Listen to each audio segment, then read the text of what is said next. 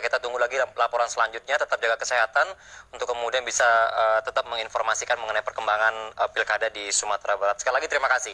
Dan Bang Said ini sudah masuk segmen terakhir, waktu kita sangat terbatas. Apa yang kemudian bisa kita baca? Kalau tadi kan saya sempat juga berdiskusi di off-air dengan Bang Said bahwa ternyata berdasarkan laporan tadi angkanya sudah berubah lagi begitu untuk posisi-posisi. Apa yang kita bisa baca dari fenomena yang terjadi di Sumatera Barat? Ya, kalau Sumatera Barat agak unik. Pertama, ada calon yang pernah mendapat dukungan dari partai terbesar PDIP kemudian mundur karena ada kasus Bu Puan Maharani dulu yang sempat dianggap menyinggung masyarakat Sumatera Barat.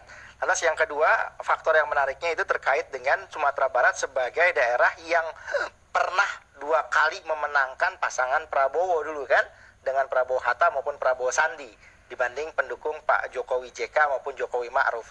Nah, yang ketiga adalah ketika posisi Pak Prabowo sekarang di tingkat nasional itu sudah bergabung di pemerintahan dengan Jokowi, sehingga tersisa PKS ya yang punya calon berbeda dengan Gerindra di Sumatera Barat.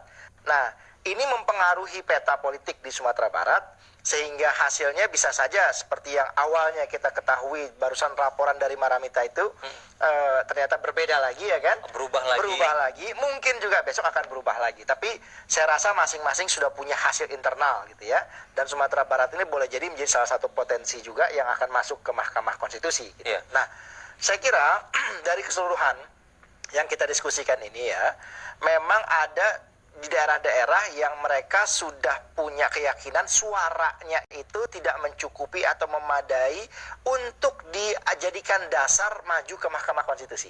Contoh misalnya tadi Tangerang Selatan Nur Aziza ya kan, yang sudah legowo menerima kekalahan. Langsung menyatakan walaupun berarti tidak akan maju ke Mahkamah Konstitusi. Mungkin antara yang Pak Benyamin dengan Pak Muhammad.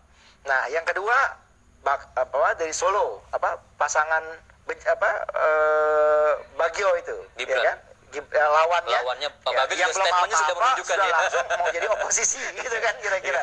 Nah, itu juga tidak akan masuk ke MK. Tetapi ada kasus yang misalnya tadi Kalsel, terus kemudian Kota Medan sangat tipis ya, sangat tipis, dan ini akan maju ke Mahkamah Konstitusi gitu. Nah, saya kira ini bagus gitu untuk diuji karena boleh jadi ada temuan-temuan pelanggaran yang itu bisa menjadi alasan untuk bisa mengubah hasil nantinya di persidangan Mahkamah Konstitusi. Yang penting adalah mereka yang menang atau kalah berdasarkan hasil sementara, hasil quick count begitu ya, itu jangan jumawa lah, jangan membuat satu tensi politik menjadi panas kembali di daerah itu, tapi bagaimana caranya masyarakatnya dibuat cooling down begitu setelah pemilihan ini, dan memberikan edukasi politik yang baik pada masyarakat. Kedewasaan berpolitik soal menang atau kalah itu soal yang biasa di pilkada. Dan itu akan sangat berdampak luas ya.